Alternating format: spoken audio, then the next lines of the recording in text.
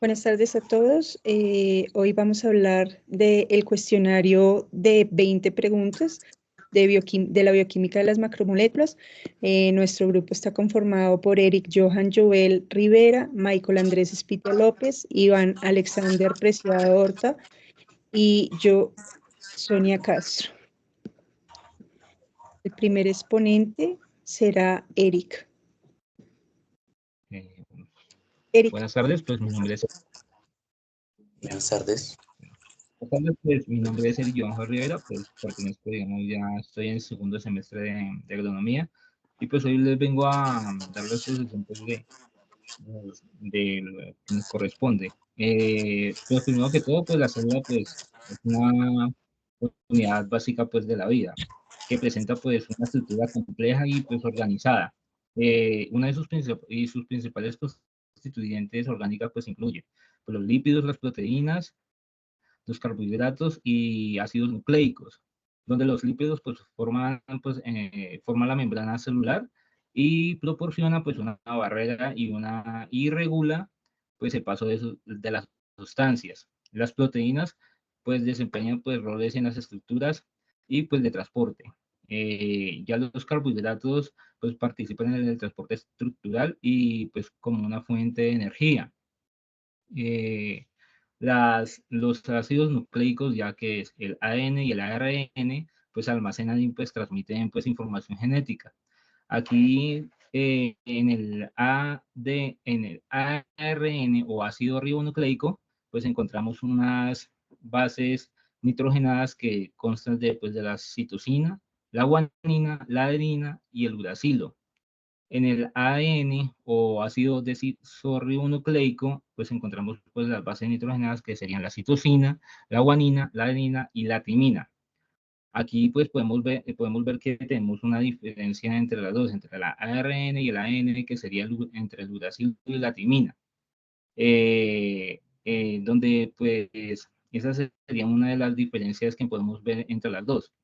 Podemos encontrar también unas diferencias entre estas dos, que serían que pues en el AN pues consta pues de una cadena pues que forma en hélice, donde el ARN pues ya sería una sola cadena, pues donde el ADN pues almacena y transmite pues información genética pues de generación en generación. El ARN pues ya sería que pues actúa en una síntesis de proteínas pues como mensaje, como el mensajero. El ARN pues, lo podemos encontrar pues como un mensajero. Pues desempeña pues roles esenciales en la expedición pues, de la genética. Aquí podemos pues, ya después de esto, podemos encontrar pues que en la variabilidad pues, genética pues se pueden encontrar, digamos, posibles mutaciones. Estas mutaciones pues podemos encontrar pues puede ser dos tipos de mutaciones, que ya puede ser naturalmente que se puede dar una mutación o puede ocurrir una ya pues por parte del ser humano o se puede llamar por la mutación, digamos, ya artificial. Pues una mutación natural pues ya sería, digamos, que en una recombinación pues genética, pues durante la reproducción sexual, pues los procesos de la recombinación pueden generar variaciones se pueden generar espontáneas, eh, unas variaciones espontáneas, donde pues los genes pues pueden resultar con combinaciones genéticas que, en la descendencia, ¿cierto? Donde pueden haber errores en el ADN y pues ya se puede presentar pues una mutación pues natural. Por ejemplo, digamos, un ejemplo de una mutación natural pues ya sería, digamos, en, en una deformación, digamos, en una planta. Pues, ya en el fruto ya se puede presentar una deformación en el fruto. Ya sería, digamos, en la mutación que artificial, ya ahí pues ya comprende pues más que todo por cuestión del ser humano. Puede ser por radiación, por rayos gamma o pues como decía, pues por intervención del ser humano. El ser humano pues puede intervenir en generar una mutación en, digamos, en las plantas pues para poder esto que fortalecer, digamos, a la planta, de fortalecer a digamos, al fruto también nos pueden ayudar para hacer resistencia entre ellas. Pues ya sería, digamos, cuando por forma de radiación, pues ya sería pues perjudicial pues para la salud de la planta o pues del ser humano, ¿cierto? Eh, mm, de eso que, uy, me enredé. Ya sería esa mi exposición. Muchas gracias por su atención. Gracias por tu participación. Continúo con el tema de aminoácidos. Los aminoácidos son unidades básicas estructurales de la proteína, es decir, son como los bloquecitos de esa pared grande. La pared grande sería la proteína y los bloquecitos serían los aminoácidos. Estos aminoácidos se unen por enlaces peptídicos y ya cuando se unen varios aminoácidos hasta llegar a 100 aminoácidos se llaman péptidos. Estos aminoácidos se unen por medio de enlaces covalentes y son enlaces muy estables. En cuanto a la estructura del aminoácido, tenemos que es una estructura de un carbono tetravalente, un grupo amino, un grupo carboxilo, y lo que hace que sea diferencia, o sea, que se diferencia de aminoácido a aminoácido es este cambio de este radical. Este es el que cambia y hace que sean los 20 aminoácidos que hay por ahora que decimos que son esenciales para la vida. Entonces, en la cuestión de la estructura, acá tenemos las, no me agranda un poco más, no, perdón.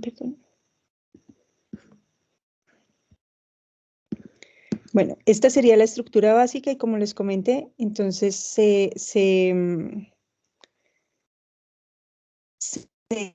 cambia, es este radical. Aquí en esta parte, en la parte de metabolismo de los aminoácidos, es prácticamente hablar de dos procesos principales, que es la aminación y la transaminación. La aminación es prácticamente cuando se le agrega este grupo amino al aminoácido o a la molécula. Y la transaminación es cuando yo muevo esta amina a otra molécula. Así voy generando los aminoácidos. En cuanto a las estructuras de las proteínas, tenemos 4 estructuras. La estructura más básica, que es una cadena lineal, es la primaria. Solo tiene enlaces peptídicos y es una cadena lineal. En el caso de la secundaria ya hay unos plegamientos y hay 2 tipos de plegamientos. Uno que se llama alfa hélice, que es el que ustedes observan acá en forma de hélice, y otro que se llama lámina beta. Esta sería la estructura secundaria, cuando hay estos plegamientos y son producidos por puentes hidrógenos. En el caso de la terciaria es cuando esta estructura secundaria se forma un ovillo.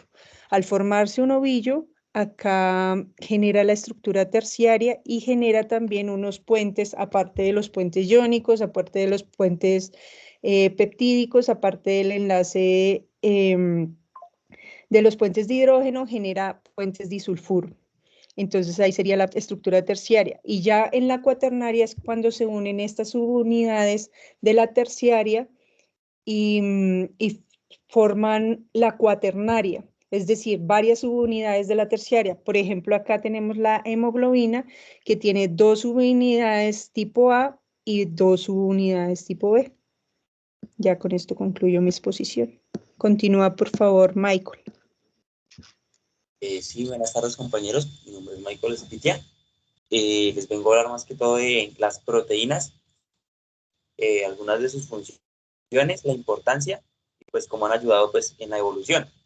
Entonces, pues las proteínas, como decía la compañera, tienen una estructura que dependiendo pues su función y como en el órgano que esté o la función que realice, pues está en un punto de la estructura, puede ser primaria, secundaria, terciaria o cuaternaria. Estas proteínas pues desempeñan papeles muy importantes en temas estructurales, enzimáticos, transportadores que pueden pues llevar, un ejemplo muy común es la hemoglobina, que transporta pues oxígeno. Y también son hormonales y defensivas. Entonces, las proteínas son muy importantes en toda la función del organismo de los seres vivos, ya sean plantas o animales. También pues, abarco temas como la importancia de que una proteína se pegue correctamente, ya que si una proteína no se llega a plegar correctamente, puede haber problemas muy graves dependiendo la función de estas proteínas. Hay proteínas que son de suma importancia y que ayudan para el crecimiento, el transporte de oxígeno y todo. Entonces, al momento que no se pleguen bien, generan contraindicaciones. Entonces, es muy importante que la proteína se pegue adecuadamente. Unas proteínas muy importantes es la hemoglobina y la hemoglobina. La hemoglobina está presente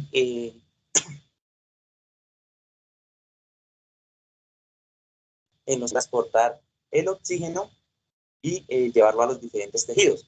En el caso de la hemoglobina, ella se encuentra en las raíces de las plantas solamente, no está en los animales, y es la que ayuda a fijar nitrógeno, ayuda a los microorganismos a brindarles ese oxígeno y a facilitar la fijación de nitrógeno.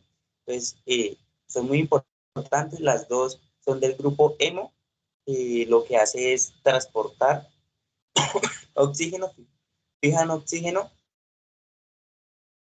gracias a un átomo de hierro que tienen en el centro, que es el que ayudan a fijar un oxígeno, que puede ser de forma reversible. Cuando fijan oxígeno, las hemoglobinas se llama oxihemoglobina, y cuando es en la mioglobina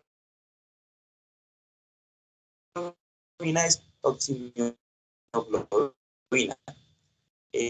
También clorofila es la que se encarga de ayudar a la fotosíntesis, al proceso de absorción de energía por medio pues, de la absorción de la luz solar, y también pues, lo que es la respiración, cambiando pues, dióxido de carbono por oxígeno. Y también por último pues hablo de los monos, que son unos carbohidratos simples, son muy comunes, pero son de suma importancia, ya que estos tienen como su función principal ser una fuente de energía inmediata en procesos metabólicos. Entonces, digamos, estos monosacáridos, que cuando la planta necesita de manera inmediata un proceso para crecimiento, desarrollo, toman esa energía, ya que ellos son muy ricos en glucosas, que es lo que le da la energía a la planta para desarrollar diferentes funciones. Entonces ya eso sería mi parte de la exposición.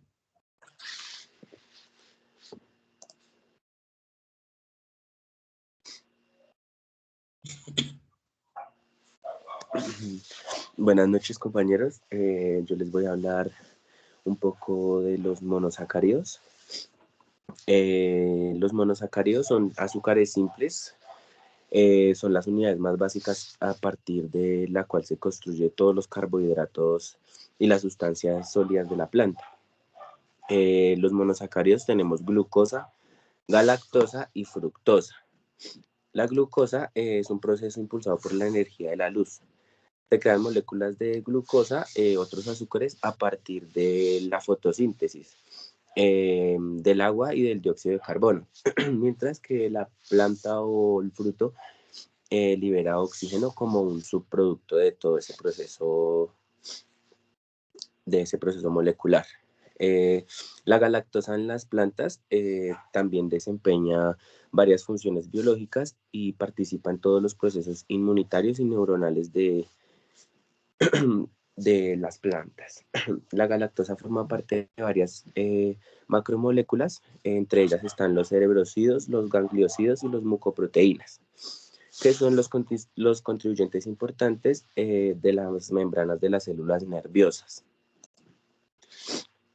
La fructosa se produce igual en la fotosíntesis. Esta captura toda la energía solar y se convierte en energía química, que forma la glucosa mediante el uso del agua y el dióxido de carbono.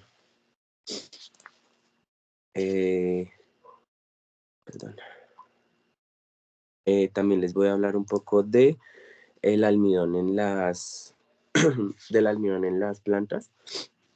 Acá en la imagen que está debajo del 17 podemos ver como en un grano de maíz, arroz y trigo podemos ver que el almidón, tenemos almidón suave y el endoespermo, que es el almidón duro. Todo esto lo podemos encontrar al interior del grano, la parte como blanquecina, ahí podemos encontrar el almidón.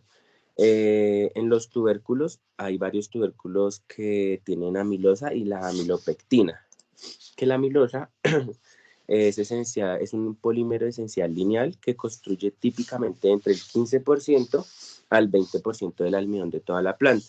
Y la amilopectina es una molécula ramificada más grande y es el componente principal de los polisacáridos, o sea, la glucosa, la fructosa y la galactosa.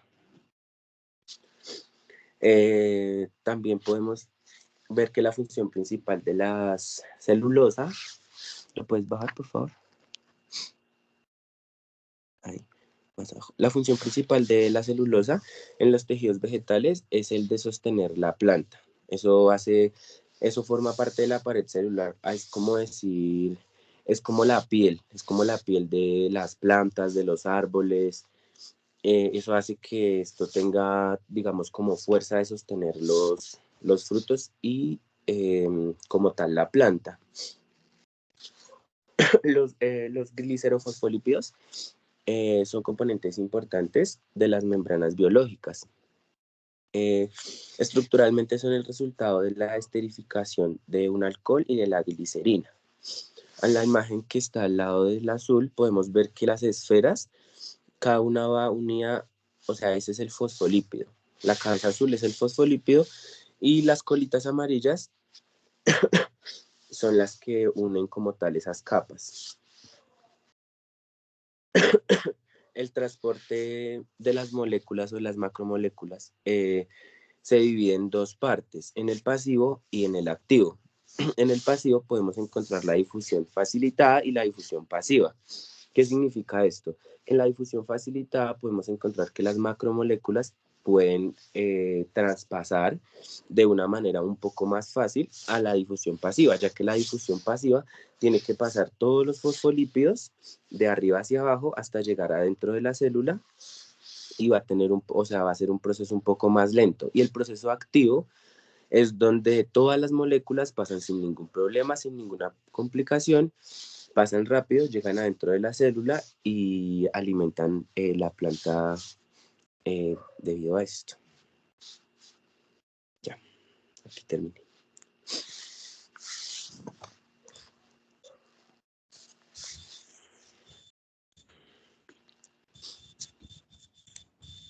Continuamos entonces con la parte de la sesión de preguntas. Okay. Sí. Yo tengo una pregunta para Eric. Sí. ¿Por qué el ADN está en la timina y el ARN está en el uracilo? Ajá. Pues, digamos, eso se debe pues a una modificación química, donde pues la timina pues se presenta en el ADN, pues proporciona una estabilidad pues estructural a la molécula. Y pues esta forma unos pares específicos pues con la adenina, donde el ARN, que es el uracilo, pues cumple pues la misma función, digamos, cumple una función similar, pues esta también se empareja con la adenina pues durante la síntesis de proteínas. Esta variación pues permite que el ARN pues utilice unas funciones temporales y móviles. En cambio, durante el ADN pues la timina digamos, cuando se fusiona con la adenina, pues esta mantiene la información genética pues de una manera más estable. Por eso, digamos, esa es la diferencia. Ah, ok. Yo también tengo una pregunta para la compañera Sonia, que aquí pues, la que sobre los aminoácidos. Mi pregunta es, ¿qué tiene que ver los aminoácidos con el código genético? Les voy a explicar acá con base a esta gráfica. para que nos quede mucho más claro.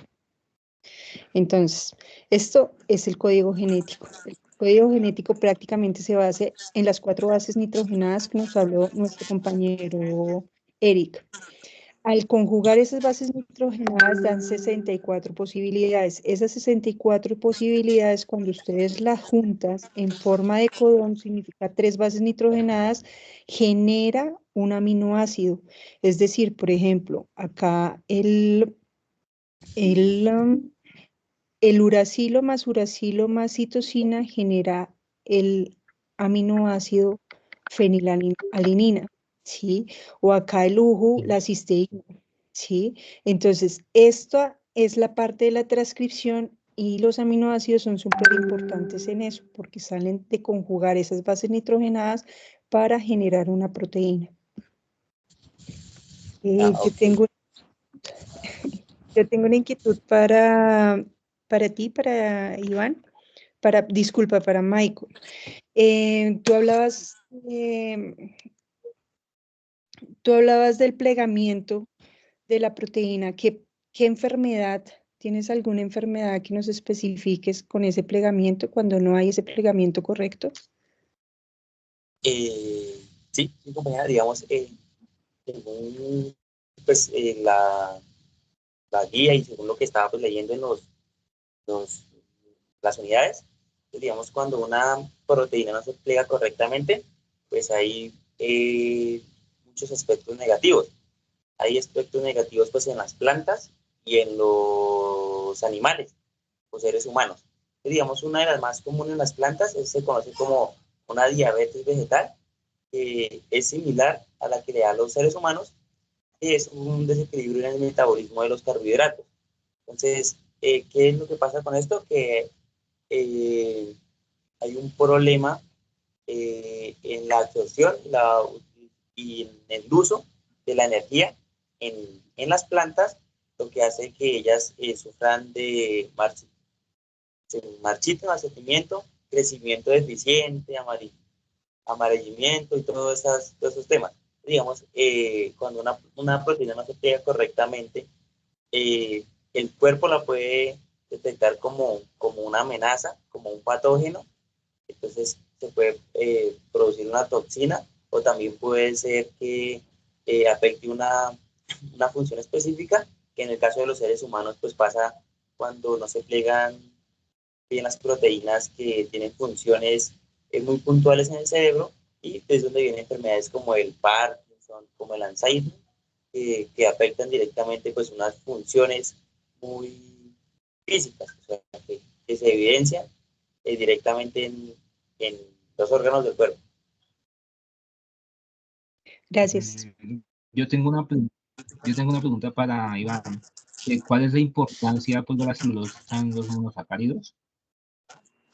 La importancia de la celulosa es que la celulosa hace parte de toda la pared celular, ya bien sea de las plantas o de los árboles.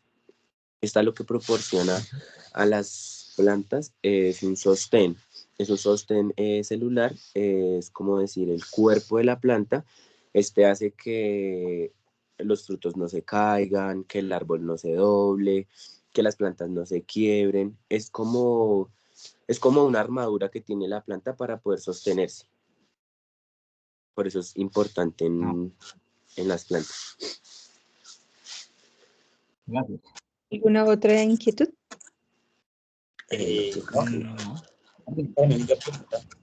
Con esto damos concluido por terminado nuestra presentación del taller de 20 preguntas de biomoléculas. Muchas gracias a todos. Hasta luego. Gracias. Pero, muy bien. Hasta luego.